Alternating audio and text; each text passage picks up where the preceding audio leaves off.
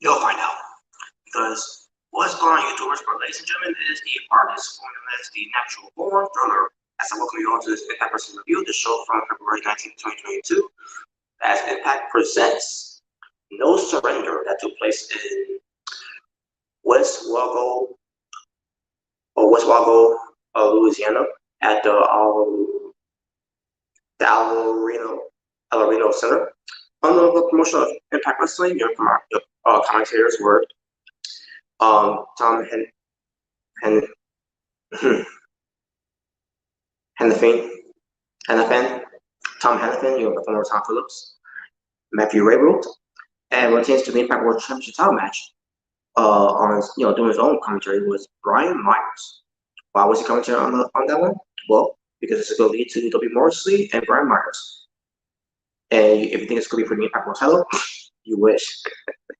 But anyways, your ring announcers, David Penzer. Referees were Brian Hebner, Brandon Tolley, excuse me, and Daniel Spencer. And your interviewer was Jim Miller.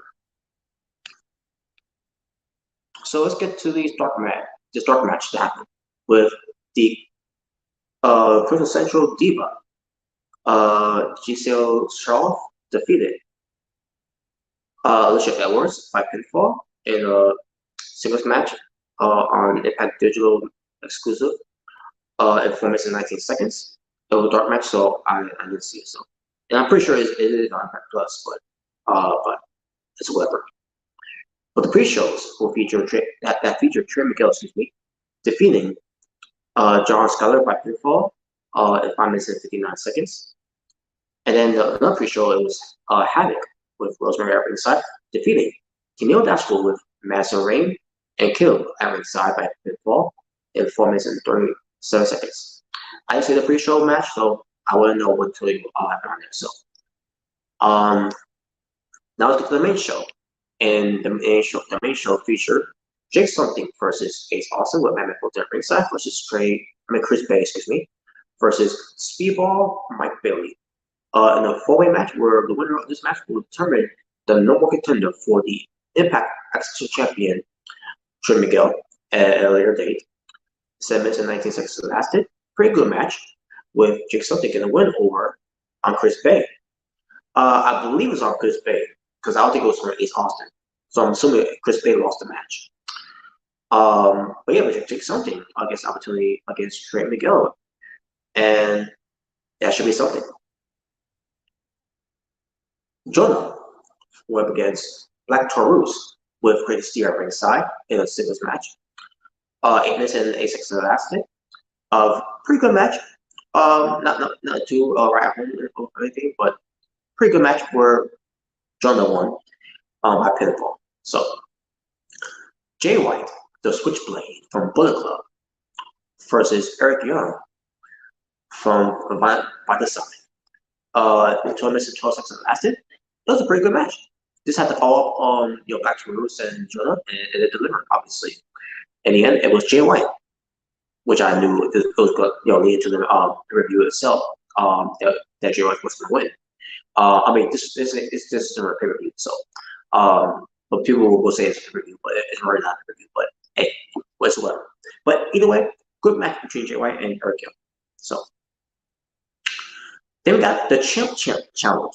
The Champ herself, Russell, who is the AAA Arena de Arenas champion and the Ring of Honor Women's World Champion. Who accepted the challenge? It was Miranda Isel, who was in the tournament of the women's, where it is to crown the first ever RH Women's World Champion. She was the runner-up against Roxy, and here she is.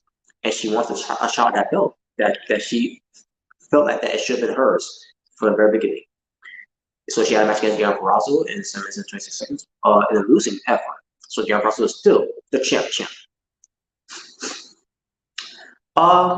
Began an intergender match for the Impact Digital Media Championship in 7 minutes and 58 seconds lasted with Matt Cardona defending against Jordan Grace. The match I thought was pretty good, with Matt Cardona winning by disqualification because Jordan Grace kicked him in the balls because Matt Cardona was basically cheating this match. And Joy Grace, out of frustration and furious about it, she let her emotion get the best of her, and she decided to kick him in the balls. Well, Chelsea Green will be mad at that because Chelsea Green expecting for Macaroni to actually you know make babies with her whenever she decides to get ready to sell down. So, but I digress. Yeah, I dropped some weight. That's where I was off camera a little bit. Although I don't know if I was or not, but yeah, that's basically my story. Anyways, but that was the match. Then we get to the Good Brothers defend their Impact World Championship. Um, that featured Doc Gallows and Clark Anderson versus the Gorillas of Destiny from Bullet Club, Tamatonga and Tangaloa. 12 minutes and 90 seconds lasted. It was a pretty good match, despite how I feel about the Good Brothers right now, where they're going heat for me. But I thought it was a good match. And then all of a sudden, Chris Bay comes out for the distraction, which the Gorillas of Destiny was not happy about that. And this distraction still continued until Jay White came out now from the crowd side of it. And I said, so what's going on here? And then all of a sudden, Jay White attacks Tama Tonga, and then Tonga Loa gets taken out by, I believe it was by Doc or by Carl. And then the Gorillas gets the win. And then Jay White, Chris Bay, with the Good Brothers in the ring, does the Too Sweet. So I'm like, wait a minute. And if you remember this from the beginning of the video, folks, head scratcher. Yeah, dropped Gorillas of Destiny, one of the best tag teams in Bullet Club and in the world, in my opinion. Tama Tonga and Tonga Lola are out of Bullet Club, and in their replacement, you went with the Good Brothers to go into back to Bullet Club.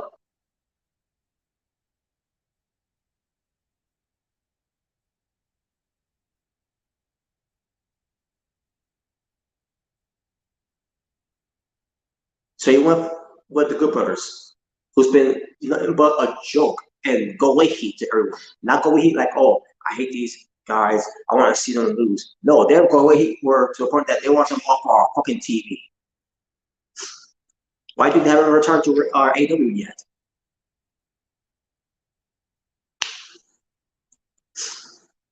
The Good Brothers are back in Bullet Club, and they kicked out the Gorillas of Destiny.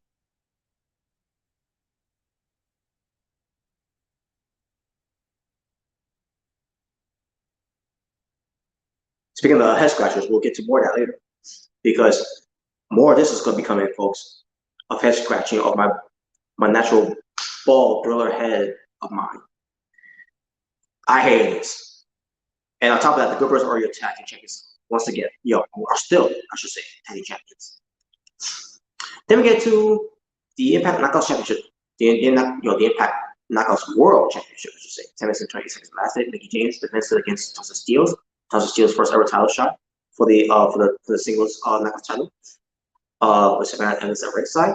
Match happens. It's a pretty decent for what it was. Just agree at one point got involved, which it led to a distraction in a way, where Tasha Steelz ends up getting blown up by Mickey James, and Mickey James gets the win. So yeah, still your Knockouts champion is Mickey James. All about that hardcore country. But there you go. I thought to myself, I hope it's lost here for Tasha Steelz. But hey, at least she got an opportunity in a strong way. Unlike what the Impact Wrestling did with Kira Hogan. But I digress. Well, the Impact World title is now back into the semi-main event match because in the semi-main event slot because it's a little different here, by the way. I can't remember if I did this before last time or whatever. I'm sorry, I just now instructed myself here. Moves defense Impact World Championship match against W. Morrissey. 12 minutes and 21 seconds lasted. Pretty damn good match. Dominic Morrissey once again, yo, he's showcasing a lot here, and Moose, did a lot of spears in this match, by the way. Like the nice spear he does. Dominic Morrissey, could have won the match too in a way. I would not be mad if he would have won, but they want to go with Moose because they got an idea from Moose versus a certain someone. And speaking of that certain someone, after Moose won his match, all of a sudden, Josh Alexander, he makes his return to Impact Wrestling. So I guess all is good now. He signed a new contract, and he signed a contract. At basically after he signed Impact Moose deal, he announced that he signed a new contract with Impact Wrestling, and his visa is taken care of too, by the way. But he didn't mention that though. And he signed a contract to be his next challenger at Rebellion. So it's time for revenge, time for redemption, and time for some rebellion. All right, which is for redemption. I think I may have mentioned, to go get an opportunity against him at redemption. I think I'm mis or led that in a way. I think I meant to say rebellion. Retains to that. Josh Alexander eventually get his payback against Moose at rebellion. So I may have said redemption. If I did say redemption, I meant to say to get some rebellion over Moose. So no, they couldn't even call it retribution at this point, which is a name of a pay-per-view. It would have been way better than the base faction of retribution. I digress. But anyways, but yeah, there you go. It's all set there. Then we get to the main event. Before we get to the main event itself, it was revealed earlier on the night. I believe it was during the promo that Tasha Steele was in, where she was being, she's kind of that promo where she's getting a towel shot against Mickey James. All of a sudden, they cut to another room where Eddie Edwards was found laid out on the floor because he's supposed to be in this match where it's to be Team Impact versus Honor No More. But because that happened, they needed another team, and Rhino was blaming Steve Macklin. So, like, how do we know that you're not the one behind all this? What if you're the traitor? And all of a sudden, it returns to find a replacement. Also, Steve Macklin shows up. I mean, not Steve. Obviously he was there, but I meant to say William Mack. William Mack shows up, I should say. So yes, William Mack comes in for the right on time because he was taken out at one point by Arnold Moore, and now he's back and he's ready to go. So yeah, back having the fifth man there. And as far as Arnold Moore, we'll get to this whole thing. So basically, it was a 10-man tag team match where if Arnold Moore wins, they get to remain in the Impact Wrestling. But if they don't win, they're gone, out forever. So Arnold Moore's Matt Taven, Mike Bennett, PCO, Vincent, and Kenny King with Maria Kanellis at ringside. First is Team Impact of Chris Sabin, Rhino, Rich Swann, Steve Macklin, and Willie Mack return of the Mac, replacing Eddie Edwards, who got tapped. So, match happens. It's a pretty damn good match. All guys were great in this match.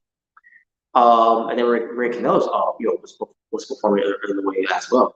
Oh, all right, they mentioned it was 23 minutes and 17 seconds match. It was the longest match on the show, by the way. And then we get to the end where Ray Kanellis is getting involved.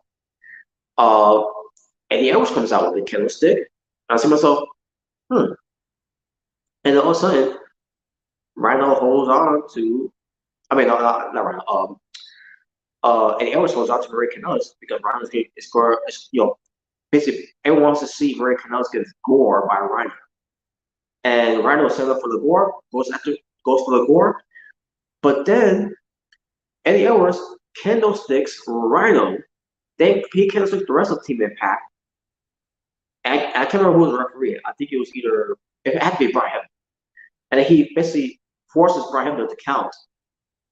To count the pin. So I think Kenny King may have went for the pinfall. I think he was legal. To Rhino, and Arnold Moore gets the win, and because they won, they get to stay. But the story coming out of all this is that of all people that was a traitor this whole time was Eddie Edwards.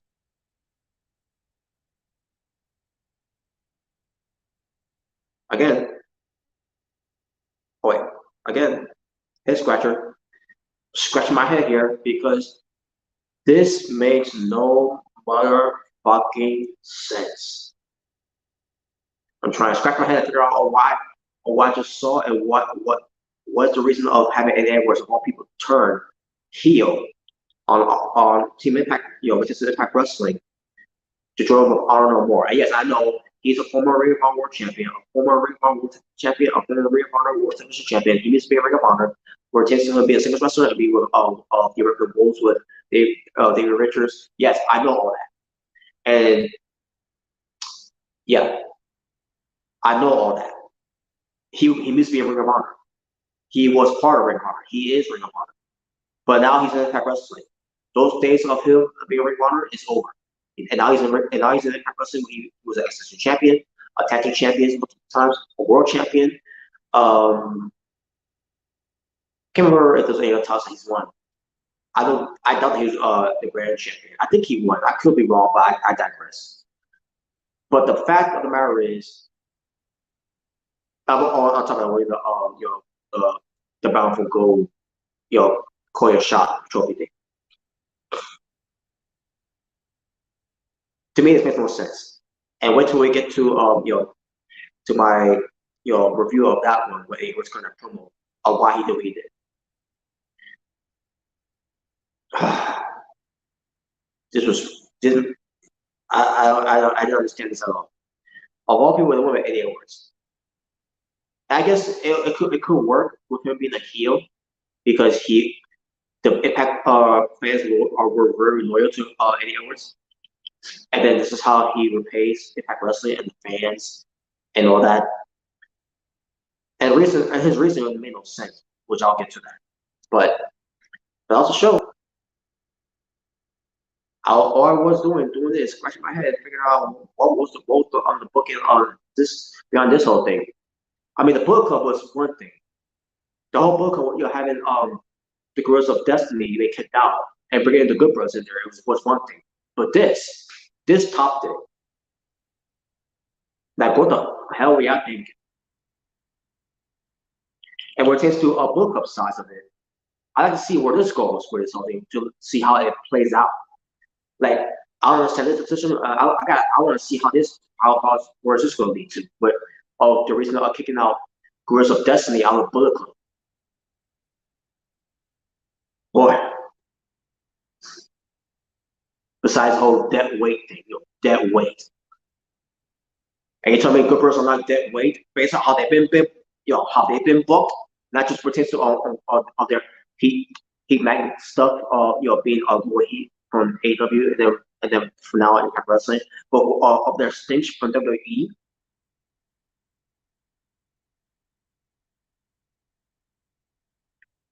Whatever. But that's all I'm gonna say from there. As far as the show was overall, I would give it a 8.5 out of 10. Had this worked out differently, I would give it a 9 out of 10, or at least a 9.5 out of 10, just to be generous. But that being said, thank you for watching. I'm gonna be not wasting more time. I need to do a lot of catching up for it. So, for it is the artist, or known as the natural born, to say peace or peace to all of you, and take care.